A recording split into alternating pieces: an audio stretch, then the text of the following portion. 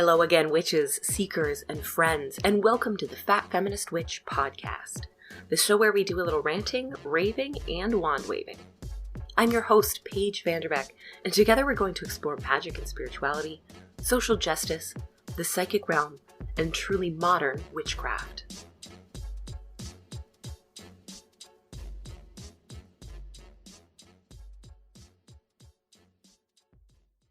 Hey everyone, I am so psyched to be back, and thanks for joining me for the first episode of the Fat Feminist Witch Podcast for 2022.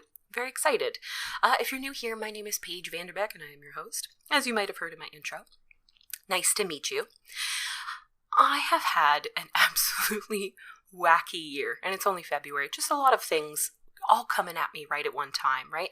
I had a lot of issues with my apartment and my landlord. I ended up getting on the radio, and lots of changes are being made around my building, so that's cool, but also it took a lot of energy.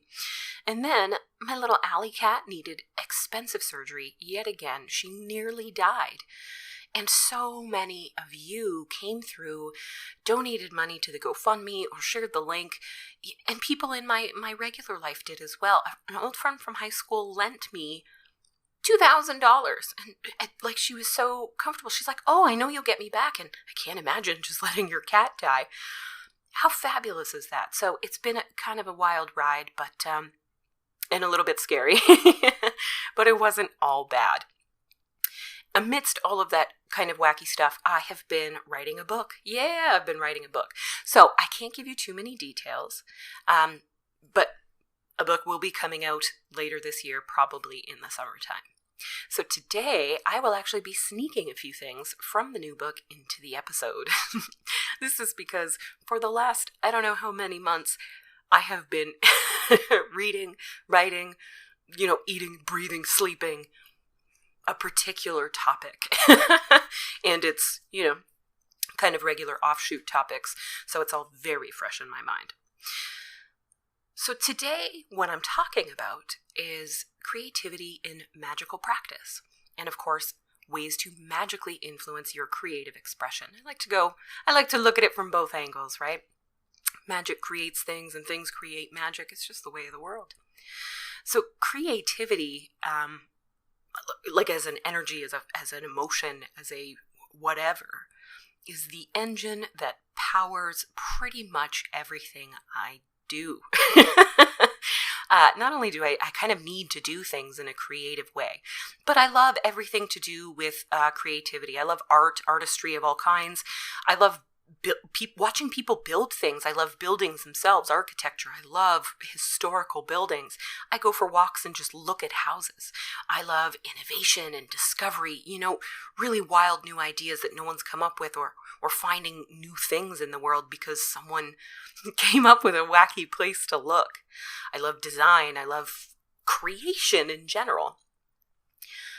And I find that the creative energy that I build up, that I raise while I'm designing and planning a spell with lots of physical elements, that's some of the strongest energy I have for making magic. When I'm really just creating it from the ground up, I always feel like I'm putting a lot more into it, and therefore I will be getting a lot more out of it.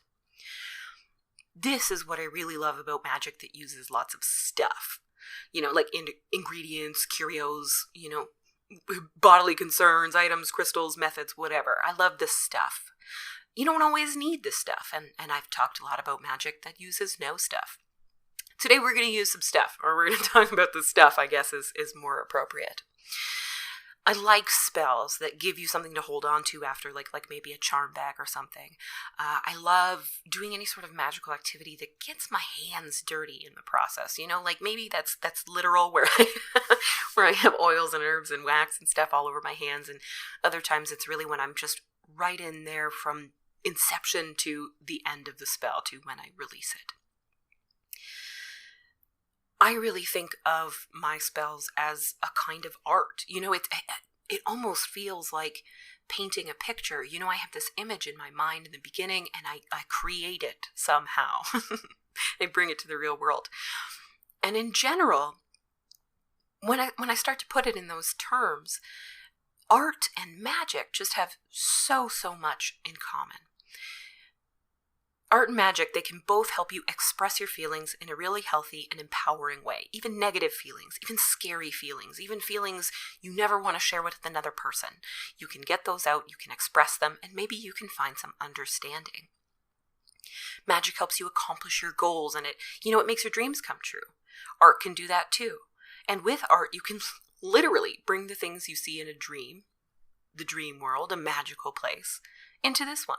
You can sculpt an image from your dreams. That's incredible. These all come from kind of the same thread, don't they? Both crafting and spellcrafting, super fun, I'm really proud of that one, are incredibly personal and unique.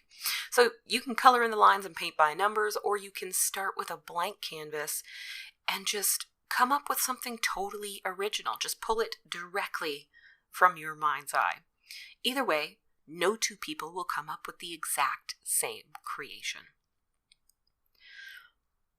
Though it isn't necessarily true of all art or all magic, I really love the visual and the aesthetic things that I can create.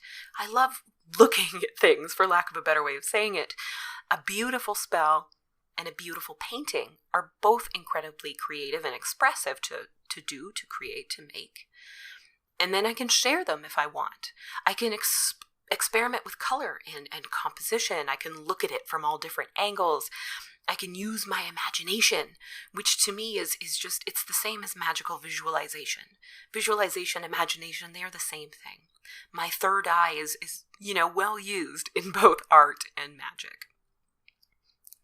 And on that note, I mean, both magic and art can technically be created without any physical items at all.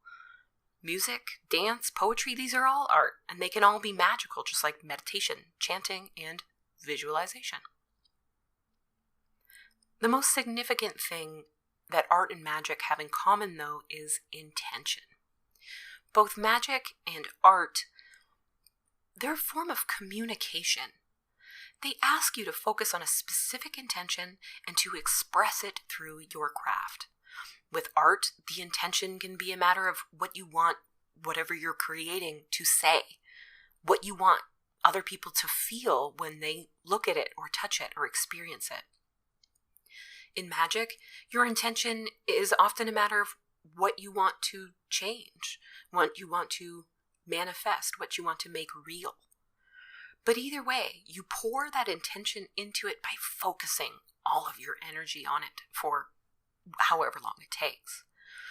That expression, that is a little bit gross sounding, but the idea that you pour your blood, sweat, and tears into something, often people imagine physical labor when we use that expression, because it's just a very it's just a very easy connection to make.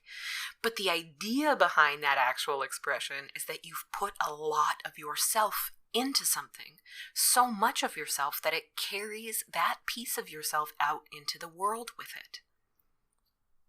And that is what both art and magic do. So while arts and handicrafts and things like that are the areas with which we most associate creativity and creative energy, that's not the limit for creative energy. In fact, there are a lot of creative people out there who are not interested in art, or, they feel they have no artistic talent, and that makes them think they're not creative people, or that they're less creative than others. And I absolutely have to correct you, because that is completely false. You do not have to be, creativity doesn't have to be artistic specifically. Creativity is creation. It's the energy of creation, and sometimes it's also the energy of ingenuity and innovation. It's about seeing different paths, even where one is well worn. It's an energy that can be used to create artistic works, or to find a new way to organize a spreadsheet, even place furniture in your home. These all take creativity. Many of you use a lot of creative energy in the morning when you get dressed or put on makeup. Others get creative in the kitchen. They mix different flavors and textures to elicit, a certain, I hate the expression mouthfeel, but to elicit a certain response from people. Everyone can be creative. Everyone has creative tendencies, creative strengths, and creative weaknesses.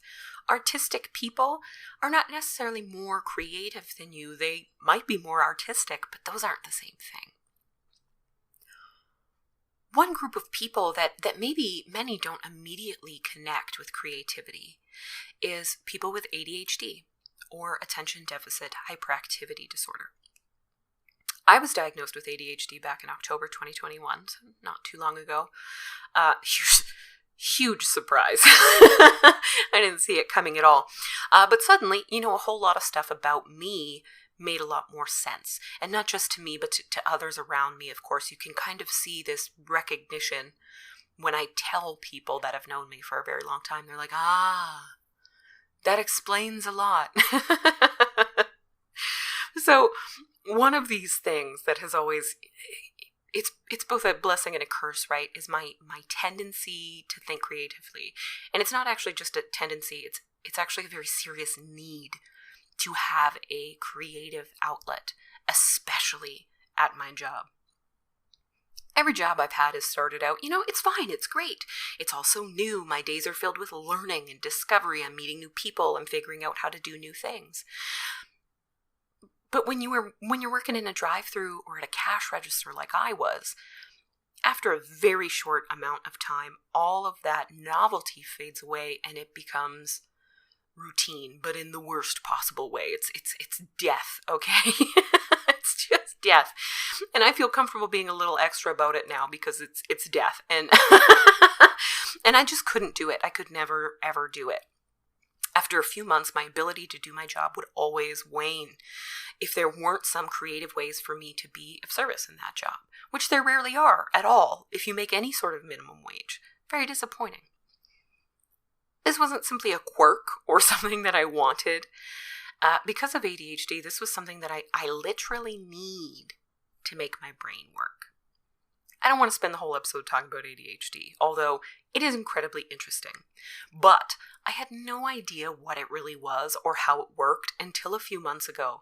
And it's really obvious to me that other people don't know much about it either. The things we learn about people with ADHD they're very limited. Actually, the things you can learn about yourself with ADHD are still pretty limited. But here's kind of a quick, simplified rundown of how it works. So ADHD is a neurological disorder. Or to put it another way, people with the condition are neurodivergent, meaning their brain just functions in a very different way than what we consider maybe status quo. Autism spectrum disorder is, of course, a different kind of neurodivergence. This is the one most people think of when they hear the word. And because there is a lot of overlap in the kind of effects it can have on a person, though not in causes, often you can learn a lot about one by understanding more about the other. Also, people on the autism spectrum are much more likely to have ADHD than the general population, and vice versa. Sometimes it's really obvious to others that someone has ADHD or maybe on the spectrum, and sometimes it's just not so obvious at all. Sometimes it can stay hidden until you're 35 years old or older. In either case, women have a much harder time being diagnosed and finding treatment, even though, there's no research or anything that suggests that these disorders are actually more common in boys and men. That's just what they believe, because it's always been taken more seriously in men and boys than it is in women, girls, and non-binary or trans individuals. Ain't that about a bitch? Really, really frustrating when it is obvious that there is a neurodivergence there. It's usually just the negative traits that are obvious to others. Things like an inability to sit still, or to wait your turn, or to slow down, or to stop talking so fast, to stop rambling. ADHD can be incredibly disruptive at school when you're young, right? Because they just learn differently than others, these kids.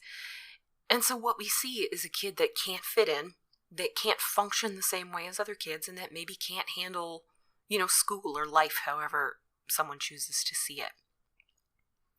But what people don't really understand about it is that it's a disorder that focuses mainly on pleasure and on mental stimulation.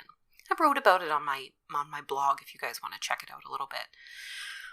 So everyone produces chemicals in their brain that regulate emotions, and they interact with different, neurotransmitters and activate different brain waves in different parts of the brain. It's a whole thing.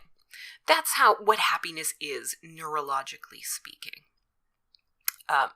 And also, neurologically speaking, extremely paraphrased and explained by someone who's not a neurologist, just heads up, in case you didn't know that about me.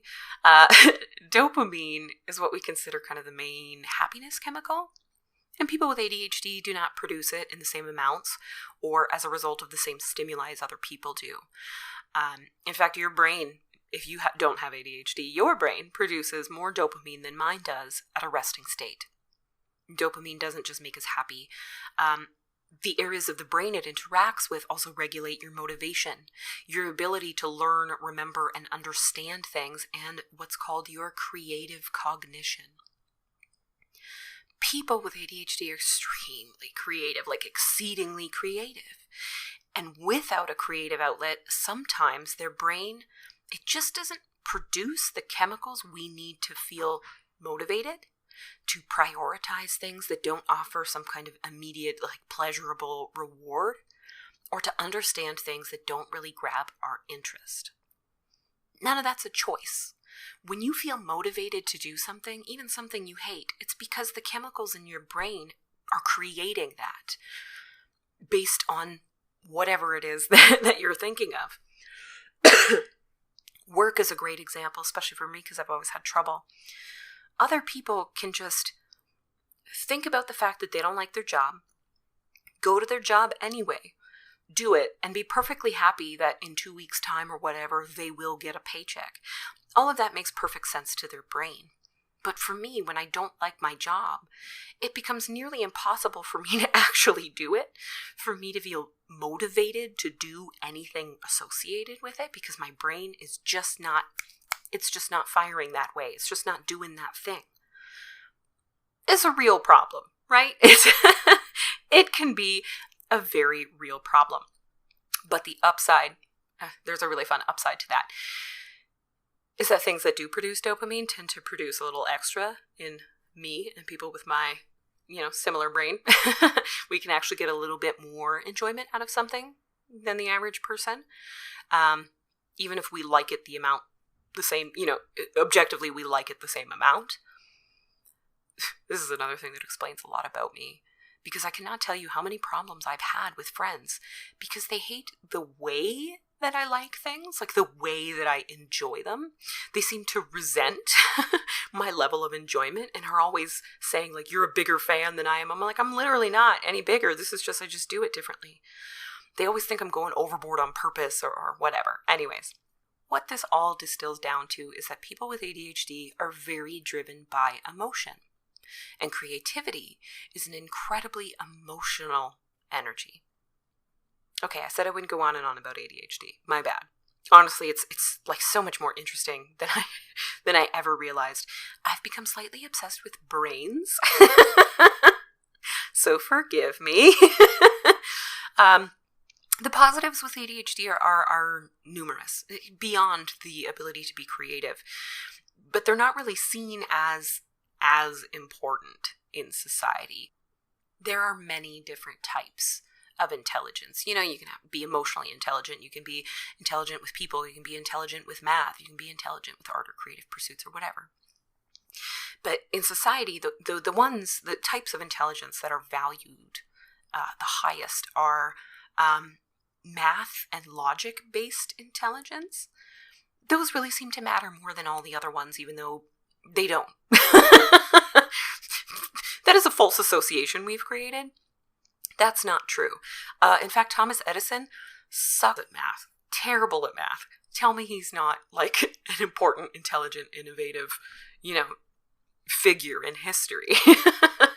So one of the positives, one of the things that is, working in a very positive way when you have ADHD is that creative cognition. So this is a lot more than artistic talent or even appreciation of arts and crafts and things. This is a neurological process in every single brain, all of us.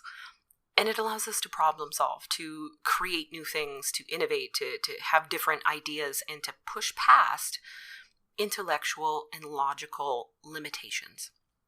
Something everyone does. People with ADHD are just a little bit more. They just got a little more of that going on. And something that we're very good at within that kind of realm is called divergent thinking, meaning that we can come up with many ideas from a single starting point. We can think of a lot of things that a lot of people just wouldn't be able to come up with at all. That's creativity and vision.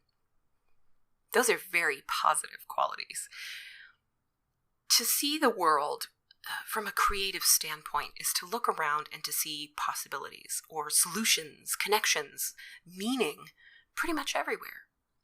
Suddenly my interest in astrology makes a lot of sense. You do this too. You may not think you are an outrageously creative person or whatever, and whether or not you have ADHD, you use this energy. You might use it to work in finance or medicine or, I don't know, man.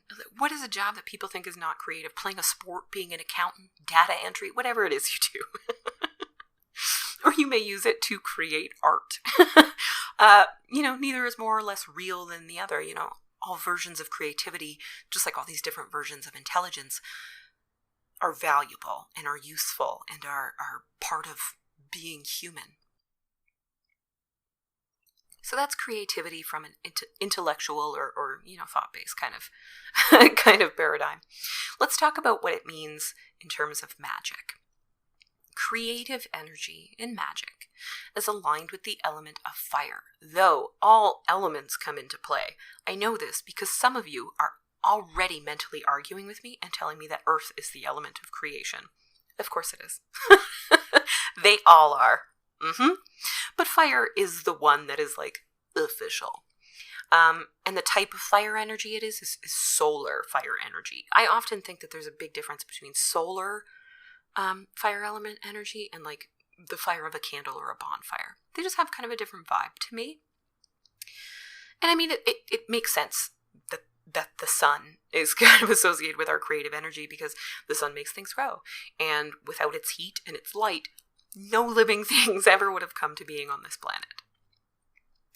Also, we often imagine ideas, as a little light bulb lighting up over our heads. Light and illumination, these are symbols of creative thinking and of intelligence. This is, of course, the meaning behind words like enlightenment, being able to see the world from a spiritual perspective, one that may be invisible to others. It's also where the Illuminati got their name. In the tarot, the suit of wands, which is the fire element suit, is the suit most associated with creativity. Many of the cards point to creative solutions to problems, they reference creative projects, that kind of thing. Another type of energy that is very, very tied to creativity is passion. That makes sense, right? You're passionate about something, so you look for ways to express that, and creativity is a way to express your passion. This is why many of the Wands cards also have to do with sexual expression, because again, there's just this very common thread that unites them. In your birth chart, a good indicator about how you express and experience creativity is your sun sign, or your main zodiac sign. But it really appears everywhere, all over that chart. You should look beyond the sun sign at everything else. You should even look beyond your planetary signs in general to houses and aspects and all those advanced type astrological concepts. You may need a professional for that. For those of us who aren't at that level, you can also look at the moon in your chart, which is emotions and emotional expression. Venus is how we perceive and understand beauty and value, and Neptune is the planet of our imagination. Uranus is the planet of innovation, shaking shit up, new ideas, making changes, revolution. If you like to create physically, getting your hands dirty, you could also look at Mars, which is the fiery planet of passion and of physical activity. If you're very inspired by spirituality and a quest for knowledge, Jupiter is another place where you can look. There is no sign or planetary position in your chart that is going to say that you have a complete lack of creativity. There just isn't. If you don't see a lot of fire signs in your chart, that means absolutely nothing. Kurt Cobain, the singer from Nirvana, was incredibly creative, and he was a big old ball of water signs, right on the opposite end of the spectrum there. Of course, the main water sign, he's got it everywhere, is Pisces, which is ruled by Neptune, that imagination planet. Some people see certain signs as completely non-creative, especially earth signs. And this is total crap. Not just saying that because I'm an earth sign. Even a Virgo can get creative and find new and weird solutions to problems. I know that sounds unusual, but I promise it can happen. Capricorn? Listen, if I'm not enough evidence that Capricorns are creative, I need you to just consider for a moment David Bowie, Rod Serling, the creator of The Twilight Zone, and Henri Matisse, the famous French painter. He was also a sculptor and a printmaker. He was legendary. His methods are still very famous. He was also friends with Picasso, a Scorpio. And Matisse was really innovative in his use of super vibrant colors. That's so my vibe. If that's not impressive to you witches, a Capricorn cartoonist named Charles Addams created the super goth family of the same name that we all know and love. Okay, that might have been a little off topic. I get kind of defensive about people telling Capricorns they're not creative and should relegate themselves to the realms of, finance or business or something they consider completely the opposite. Stephen Hawking, Isaac Newton, and George Washington Carver were all Capricorns. Then again, so was Madame C.J. Walker, the first female self-made American millionaire. Jeff Bezos is a Capricorn too, but he's icky and we don't want him. So take it from me, Capricorns, there is plenty of space for you to get fucking weird, and I highly recommend it. Highly recommend it. Creative energy and magical energy to me, you might as well be talking about the exact same thing. Witchcraft is an incredibly creative practice for me. Even when I'm not, writing books or podcast episodes or something like that. When I'm just by myself, every spell I cast is a work of art. And most works of art I create are also spells. Sometimes that's intentional, and sometimes it isn't. An intentionally creative spell is something like a candle spell. I narrow down my attention, what I want to create with magic. Then I choose a color that expresses that. I pick oils and herbs that align with that energy and tools that do the same. I carve and dress the candle. I surround it with magical items and objects. I often create a small display on the altar where my candle is burning to make my intention incredibly clear and to just kind of load it up, load it up with energy. You can think of these things as symbolic or as having innate magical energy. Both true. But in the end, what I have is an expression of my passion and my desire and a plan for making it real. I have also experienced unintentional magic stuff like this too. I'll get the urge to paint something in particular. I'll just get this image in my head and it'll get stuck in there. And I get this image of myself, hanging up a painting or something and being inspired by that image. It will not me. It will completely not me. I will get obsessed until I grab a canvas and a brush and get to work. Often I realize afterward that what I painted is something that I either have tried to manifest through magic or that I wanted to use magic to manifest but didn't quite know how or hadn't clarified exactly what I wanted or my feelings yet. Hanging that image, that painting on the wall where I can see it every day is a spell. It inspires me. It inspires me to make things happen, to create things, to be the kind of person that I want to be. It creates change in my life. And that's what a spell is.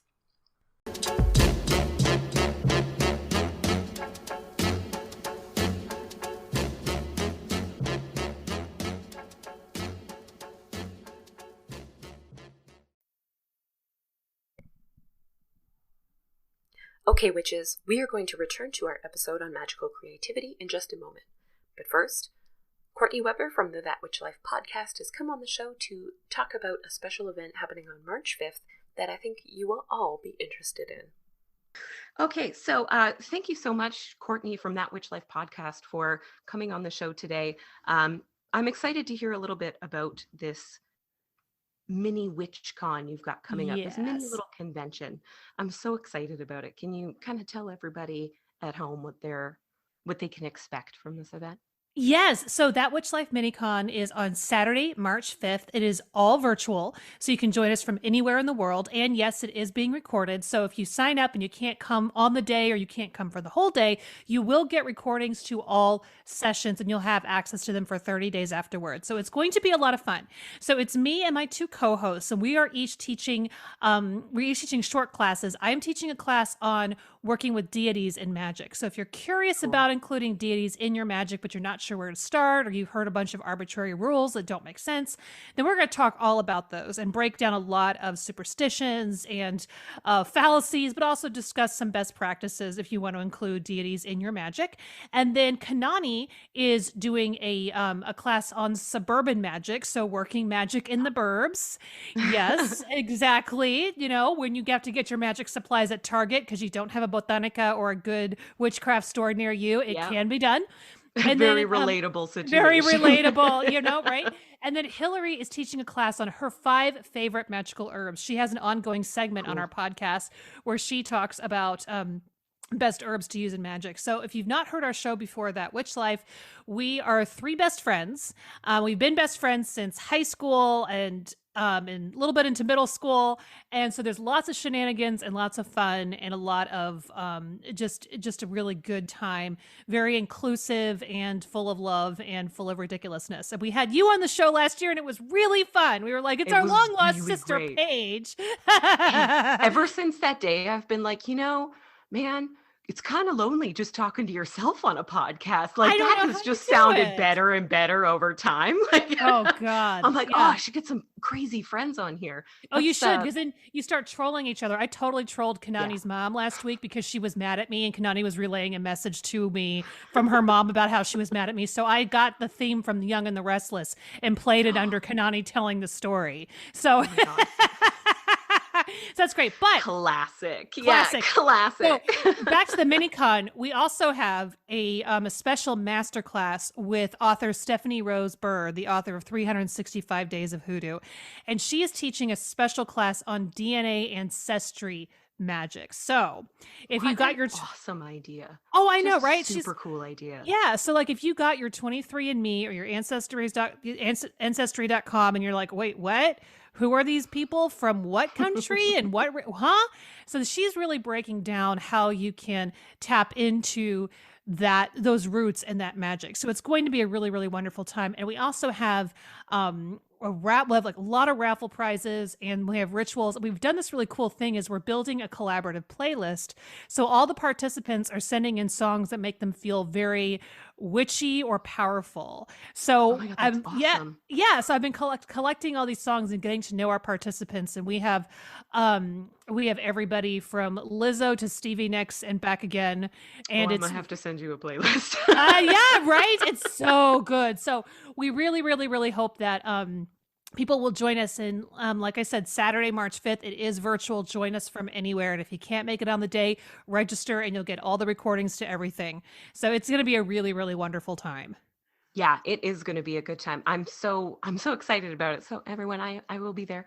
I'm super excited. You're going to be with us. It's going to be great. I remember when I saw the little banner and it's like special, guest Stephanie Rose Bird. I screamed a little bit. I'm like, oh, I love her. Yes. She's phenomenal. Absolutely phenomenal. Books. Yes. I was actually just talking about Stick, Stones, Roots, and Bones earlier. Yes. I was like, there's a whole chapter on brooms in that book. You got to read it. And it's because there's a whole chapter on brooms. Oh, and yes.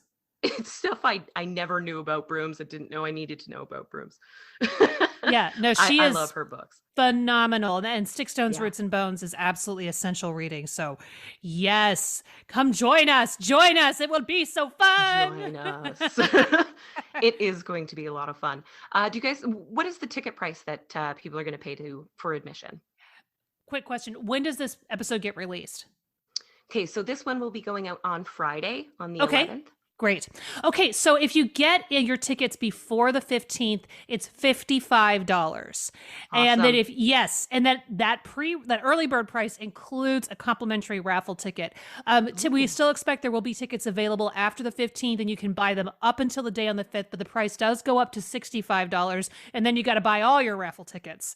So and we ask people to listen out because we are hoping to have some scholarship spaces available. We always do a scholarship fund as part of our program to make it available if people are having financial restrictions. And so far, people have been very, very generous. So we hope to have, Fantastic. we hope to have quite a few scholarships. So if the price point is out of your reach right now, just check in with our podcast and we will announce when the scholarships are available, because we would rather have you there than your cash. But we really hope people can make it. So.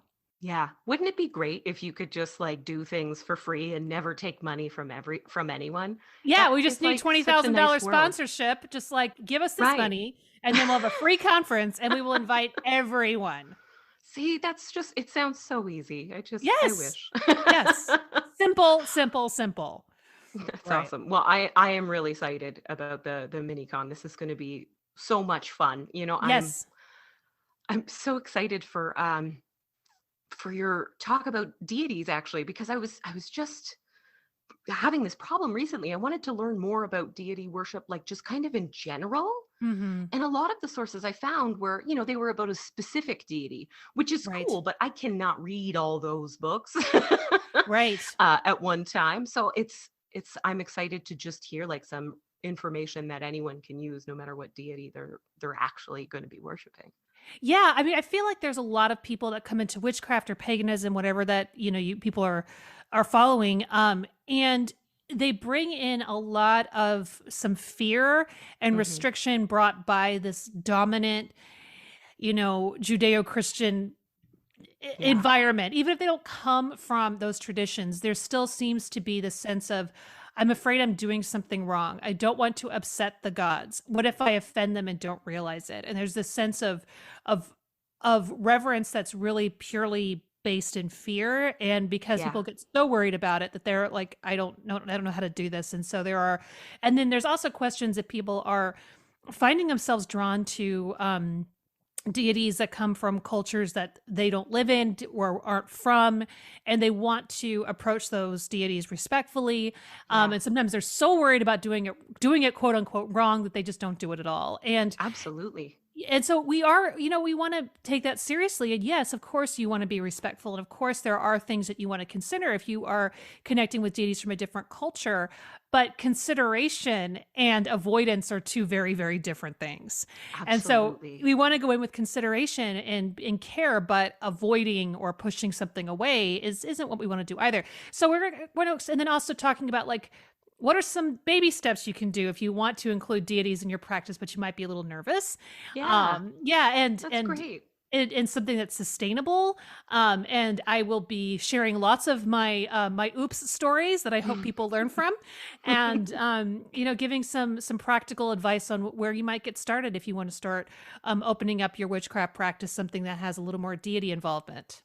That's cool. I'm super excited about that. I have not worked with deities for most of my practice and recently got really interested in one. So I've been trying to, like dip my toes in and stuff. So I'm pretty pumped about that. Oh, good. I'm just so glad you're going to be with us. It's going to be such a great time. It's going to be a lot of fun. I'm really excited. I so totally need a fun day too, like a fun witchy day. I really need that. Yeah. So on the topic of deity worship, you recently had a book come out all about the goddess Hecate. Like, tell us a little bit about that. How's that going? Oh, well, it's been received really, really well. People seem very excited by it. Great reviews. Thank you. Yeah, I was really impressed with it. So my book is called Hecate, Goddess of Witches. And Hecate is such a complicated, and when I say complicated, it's not because she's hard to understand. It's just that she has so many facets to her, and people get overwhelmed, understandably, and they get scared because they think, oh, well, she's a quote unquote dark goddess. And I don't like those titles, dark goddesses, light goddesses. I don't think they're ever accurate. And I think they tend to just kind of put deities in boxes, and the last thing you should do is put a deity in a box. That's a very bad idea. But Hecate is enjoying such a great popularity right now, and one of the things that she is is historically known for is her connection to witches and witchcraft. So I really explore her as a goddess of witches, and that people who identify as witches, how they can connect with a goddess like Hecate, and what a practice that involves Hecate might look like. And I include some really profound stories from modern practitioners as well as ancient practitioners. We're talking like quotes from people in ancient Greece about because she's an old goddess. She really has been around for a very long time. Yes, she predates ancient Greece, and we really think that she came out of the Hellenic, the pre-Hellenic times, and came out of actually the Middle East and Turkey, and not specifically Greece. So she had been around for quite a while before the Greeks started building temples and things to her. So it's really lovely. And so I also include rituals and spells and other devotions and history as well as modern applications, because I don't think that we should try to recreate history. There's a lot of things about the way gods used to be worshipped that we really just don't want to bring back. Awesome. No, not great stuff. No, not feeling it. And we don't have to. And at the same time, I also think that to ignore their history is to really sanitize them and to not acknowledge them for who they are. So it's this fine balance between saying, yep, this is how people have historically seen you. This is how they've historically worshipped you. Here's how you're seen now. And here's how you're worshipped now.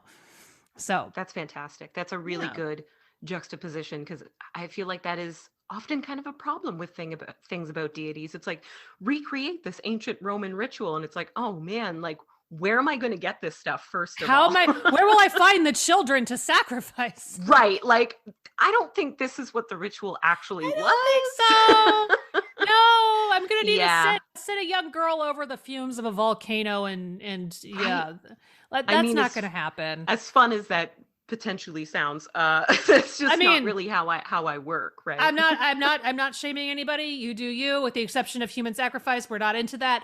But volcano fumes getting high, go for it. But they're a little hard to come by. Right. Yeah. It's not so accessible to the modern witch all over the place. Really not.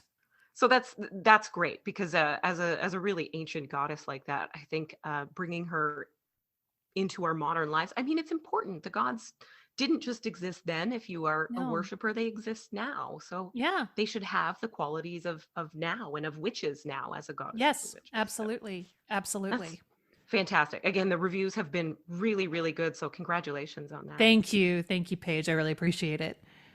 That's exciting.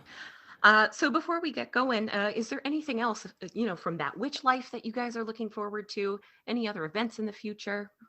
Well, we have our fall event, which is So Mote That Con, which is a big 2-day event full of with a very full lineup of speakers and a special keynote. And, plans for that will be forthcoming as the year progresses. Nobody's been booked yet. We have no idea what that's going to be like.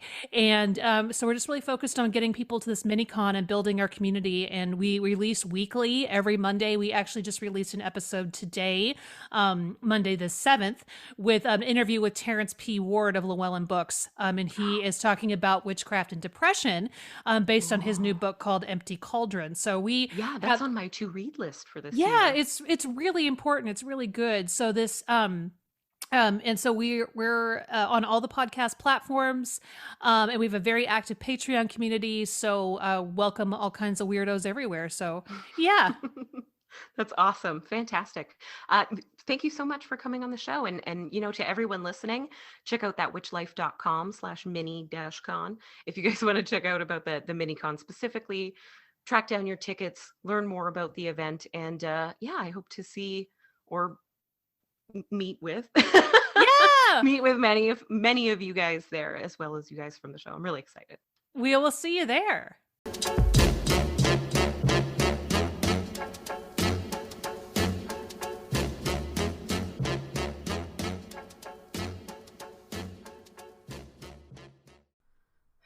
In the past, I've seen my creative impulses as, I think frivolous is the right word. That's not to say that they're bad or entirely useless.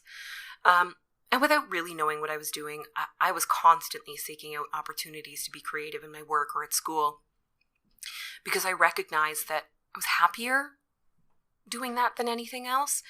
I was also more capable of that. This was my talent. If I could be creative, I knew I'd be a little bit better at whatever it is I was doing.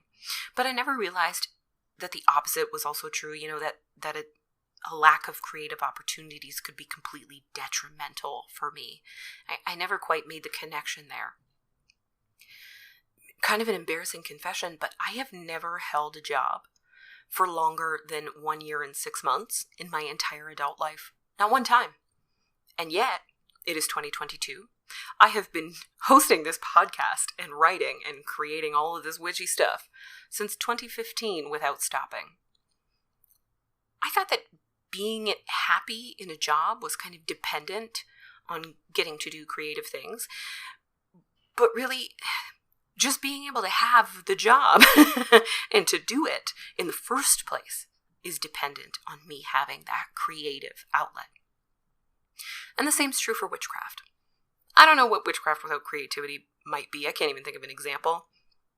Because I think everyone and everything has creative energy inside of it, But whatever it might be, I could never do it. I could never. And I've come to realize that when I take big, long breaks from magic or disconnect from my practice, it's because that inspiration was lacking.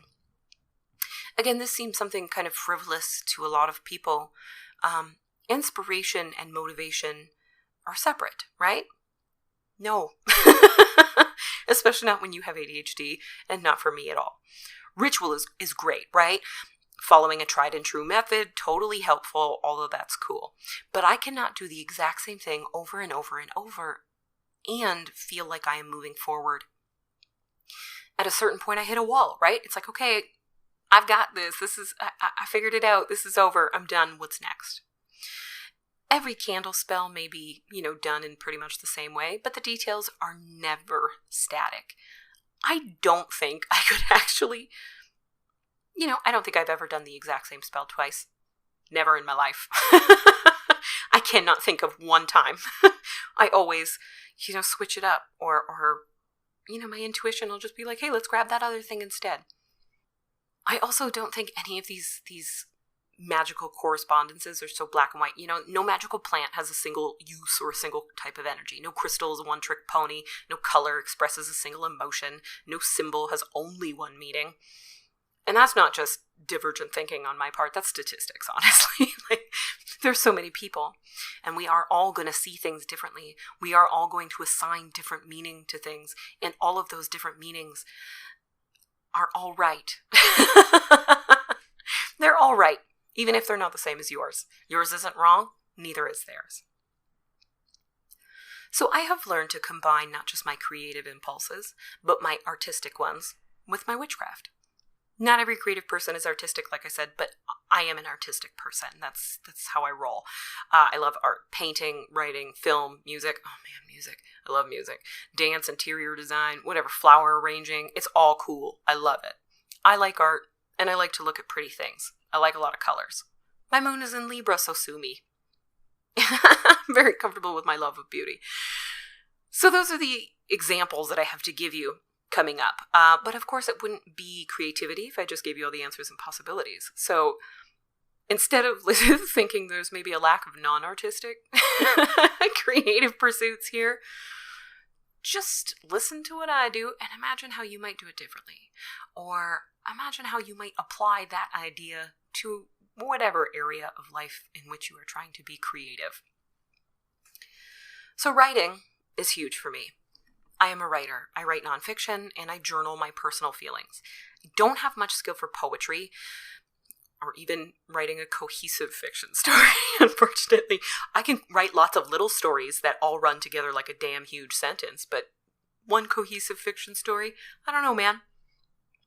I just don't know. In my practice, I use writing a lot. I use it to make petition papers so I can, literally include my words, my intentions in my spell.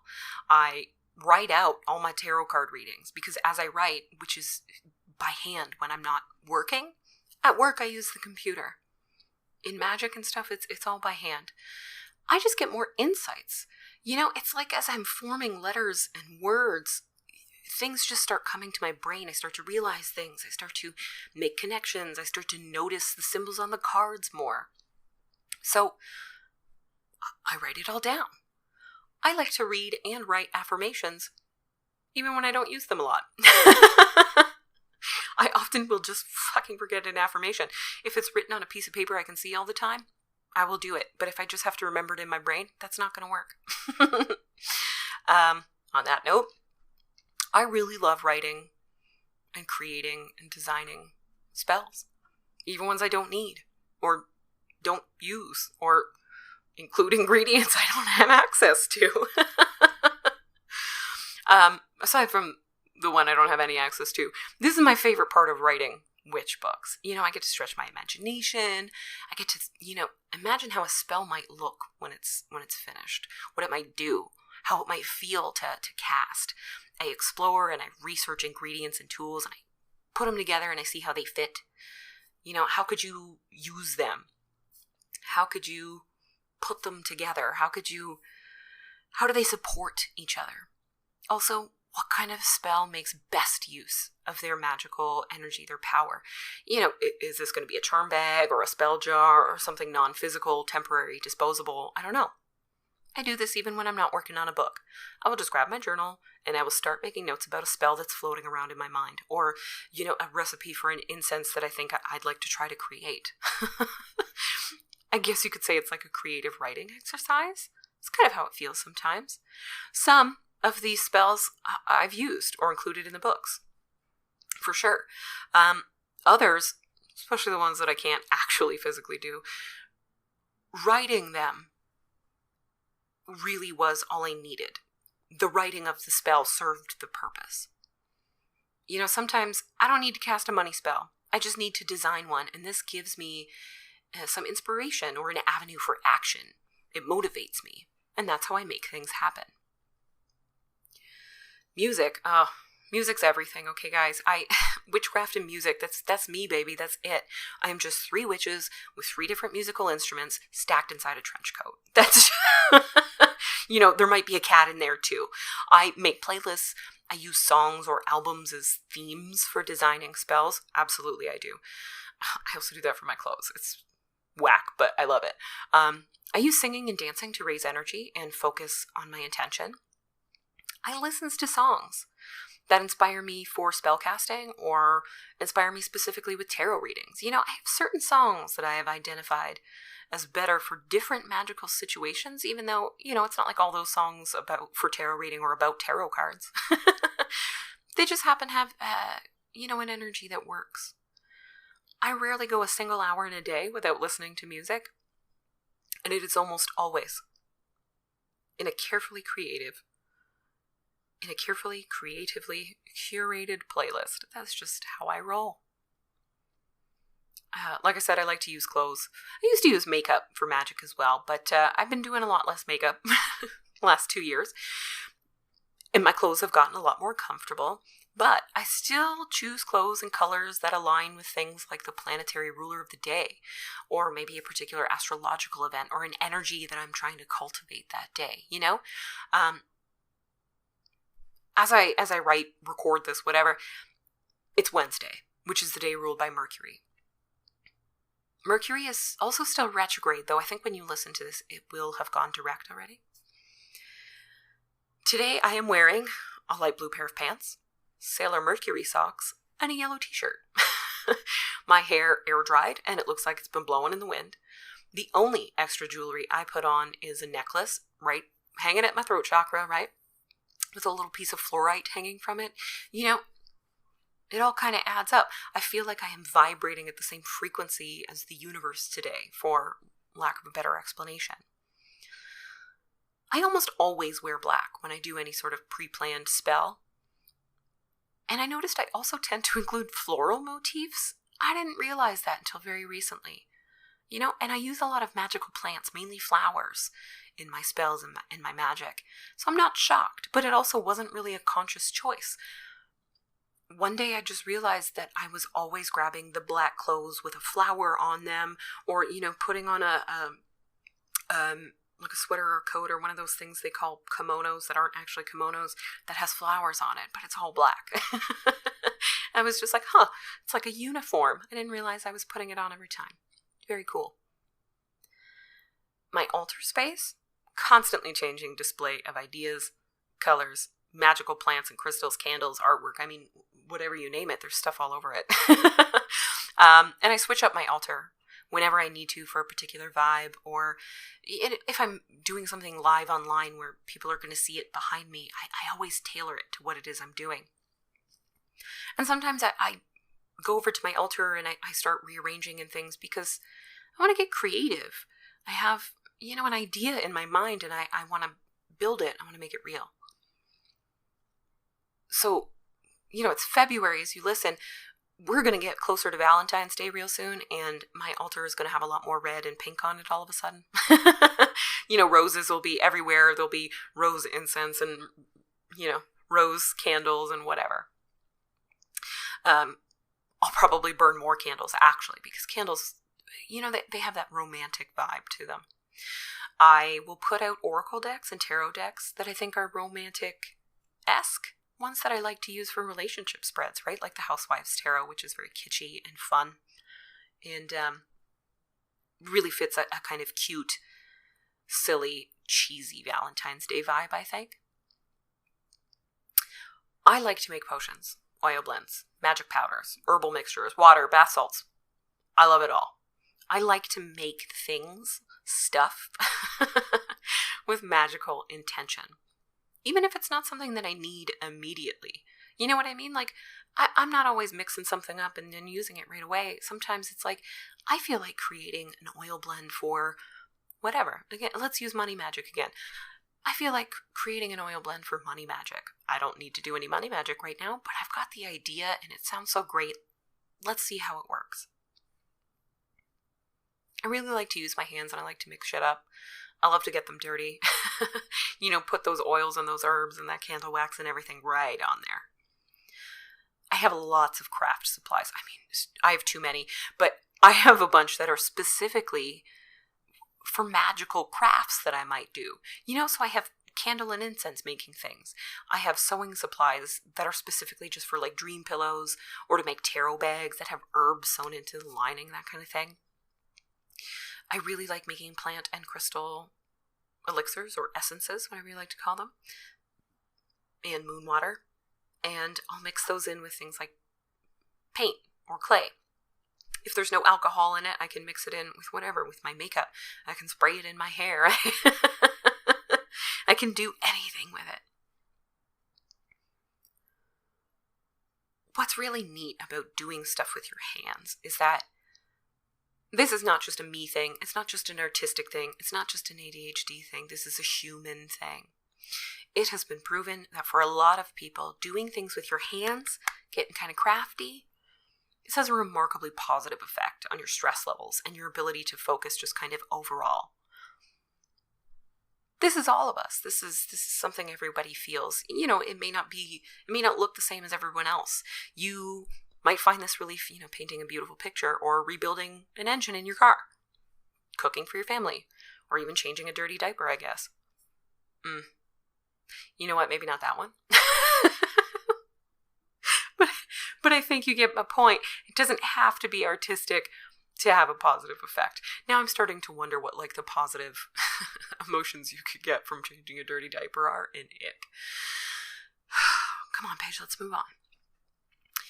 Using those creative functions of our brains also helps silence a critical inner voice, and it counters imposter syndrome. It's pretty hard to believe that you're useless and that you can't do anything when you're literally in the act of creating something. It's just a very hard thing to believe. Using these parts of the brain is associated with better self-referential processing, which is a term I did not know. Sounded great, but I didn't know what it meant. What it means is that it strengthens your ability to focus inward, to understand yourself, and, to understand or to create your place in the world. You're better able to take in information from the outside world, apply it to you in your life, and then use it productively in your own way. It's how you foster your sense of identity and how you create a life in line with that identity. That's witchcraft. Come on, man. Magic, especially modern popular witchcraft. Very focused on cultivating self-awareness and gaining control over your environment and your future by understanding what you need and what you want and what you're capable of. It's very reflective, it's a very reflective process. It becomes just a little bit more therapeutic, I feel like, every year. So, for that money magic example, it's not just casting a spell for money. I need money. Money, please. It's not just that. It is instead investigating your own personal feelings and beliefs about money. It's changing your own behavioral patterns. Maybe you're finding a new job or changing industries. You're empowering yourself to make money that you need versus just, going, I need money to materialize from nothing.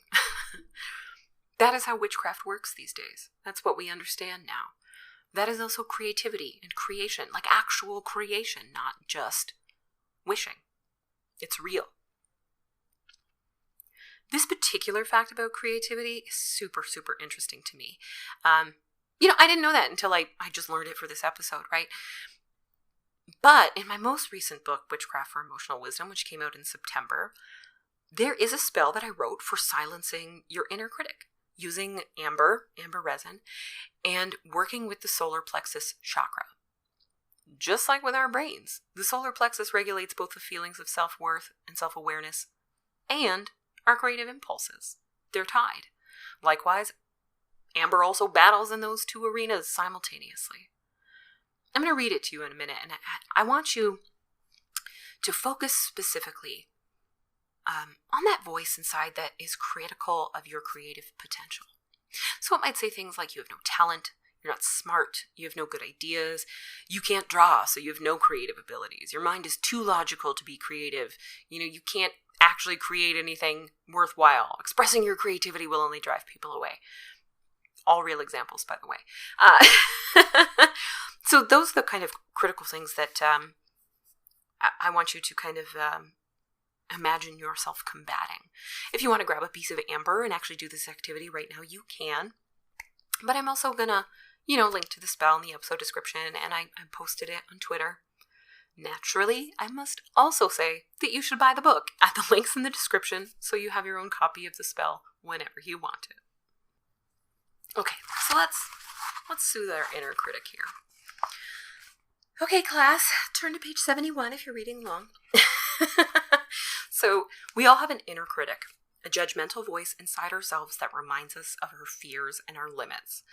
This simple meditation with Sunny Amber helps balance the solar plexus chakra and soothe this fearful voice. So all you need to do this to follow along is a piece of amber and some quiet time. Sit comfortably upright, close your eyes, and take 3 deep breaths into your belly.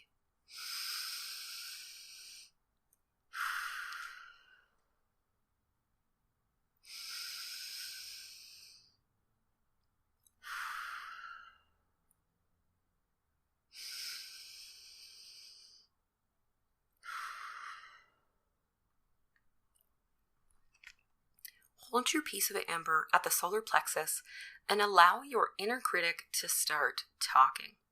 Let those nasty thoughts come out of the shadows, but don't let them pass your lips. These thoughts and feelings don't belong here in the real world. Instead, counter every negative thing that you hear with something positive, out loud. If it tells you you're ugly, say, I feel beautiful. If it tells you you're stupid, say, I feel capable. If it tells you that you have no talent, say, yes, I do. Amber, its magical power is to transmute and transform energy. So allow it to work as a sort of filter. Visualize the golden amber surrounding the negative thoughts of your inner critic and transmuting them into your own positive statements. This will create balance in the chakra and give you positive affirmations to carry with you as you go forward. Very simple.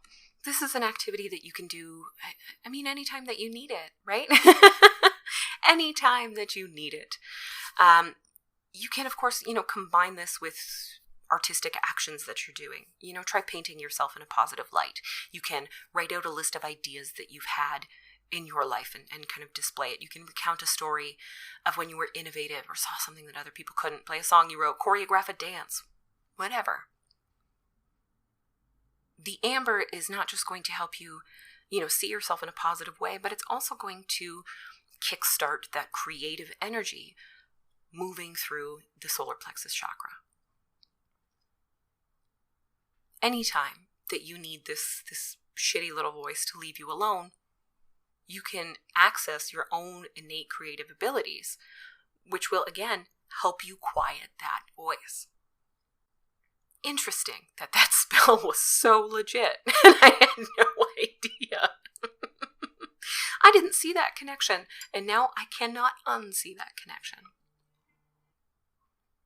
I mentioned earlier that I have a new book coming out later this year, and then I'd be throwing in little tidbits throughout the episode. Indeed, I have. A lot of them are little secret ones. But I'm also going to tell you a little something specific that fits in with today's topic. The book, which shall remain nameless, has an entire chapter of spells for inspiration and motivation. They all encourage you to work with your hands. Get in there with magical colors, plants, crystals, interesting or super weird objects, whatever. There are spells that focus on artistic inspiration and motivation, and others that help you come up with original ideas, shake shit up, get stuff done. One of the spells features this awesome new thing I'm totally obsessed with these days, which is uranium glass. This is an antique collective type of glass, like from the 1920s. It's colored with very tiny amounts of, yes, real uranium, which make it fluoresce under black light. It does not make it dangerous. It's not dangerous to you in any way. And also, that was not the first time people did that. The ancient Romans also used uranium as like a glaze for dishes to give it a color. The uranium makes it fluoresce really cool under black lights, right? Like it glows this really cool kind of acid green. Now, if you don't collect uranium glass, I, of course, have put in an alternative. But uranium, it's an interesting thing you don't get to work with a lot in magic, right? And uranium, it's something that certainly changed the world in bad ways and in good ways. All thanks to the creativity of people like you. Or maybe people like your evil twin, depending on, which use of uranium we're talking about. I also never seen uranium glass in spells before. So I'm very excited about it. I got a little extra creative trying to magically empower your creativity. Hope that's cool. So, as we get closer to the release date for this new book, I will share a little bit more and a little bit more and a little bit more. I'm so excited to share it with you. It's going to be very different from my last book. I like to do different things back to back, right? It's going to be a little different from my last book. A little bit more lighthearted. And actually, when I began, I was like, oh man, I don't want to write something like this. My last book was it was deep and it was emotional. It's going to help people, deal with depression and face their trauma. And my boyfriend was like, yeah, that's great, but that was really hard for you to write. He's like, that was a really difficult time. You were really unhappy, it because you had to dredge up a lot of your own stuff. He's like, wouldn't it be nice instead to write something that's a little bit more lighthearted and focuses on some other emotions and areas of life? And boy, do I hate to admit how right he was, but he was so right. He was very right. And writing this book has been really helpful for, dealing with all the weird stuff that I've been doing, especially. It's given me a great creative outlet that also gives me a break from some of the more difficult and scary things that happen in life. So I'm pretty excited about it. That is all that I have for you today on creativity and magic and ways to be magically creative and vice versa. I hope that this was inspirational for you. And that you find your own unique ways to get creative in your witchcraft, especially if you feel like you're not a creative person at all. You are. You are a creative person. Everyone can create. Everyone has the ability to bring something into this world, including you. It doesn't have to look like the same creative things that everyone else contributes. In fact, it shouldn't. That would be more creative, wouldn't it? So give yourself a break. Stop holding yourself to some standard that doesn't make sense. Just allow yourself to, kind of sink in to that sunny, fiery, warm, exciting, creative energy. Let it just course through your veins and allow your magic to take the imaginary, the dreamy things that are inside of you, things that you want, things that you think you can't have.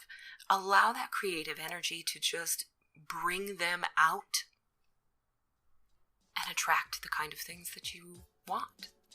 Make them real. Thank you so much for joining me today on the Fat Feminist Witch Podcast. It is always my pleasure to be a part of your magical practice and your path of spiritual discovery. If you want to learn more about the Fat Feminist Witch Podcast or me, Paige Vanderbeck, you can do that at thefatfeministwitch.com and follow me on Facebook and Twitter.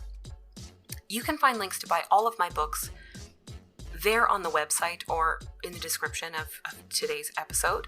I mentioned Witchcraft for Emotional Wisdom, but if you like the topic of today's episode and want to intentionally combine creativity or artistry with your magic, I also recommend the Grimoire Journal, which guides you to design and create spells, rituals, and recipes that are unique to you. If you want to support the show and gain access to behind-the-scenes extras, early information about upcoming books and episodes, get exclusive podcast merchandise, and even join my book club of shadows, you can find all of that at patreon.com/thefatfeministwitch. Just want the cool merch? The ones on Patreon are exclusive there, but I have a TeePublic store where you can find stickers, tote bags, and shirts up to size 5X that feature my logo and some other designs that just come to me. I regularly create little logos and designs in different colors. So much color, oh my god. If you've been listening for a long time, you know I do not have a single logo for this show. I have a million. So I'm hoping that means that there's a little something there for every witch. The link to that store is in the description to this episode, and right now there is a big site-wide sale, so you can get some of these t-shirts and stuff for less than $20, so check it out. Finally, please follow, subscribe, and share this podcast with your witchy, feminist, and or fat friends to expand my plans for world domination. I'm kidding. Or am I?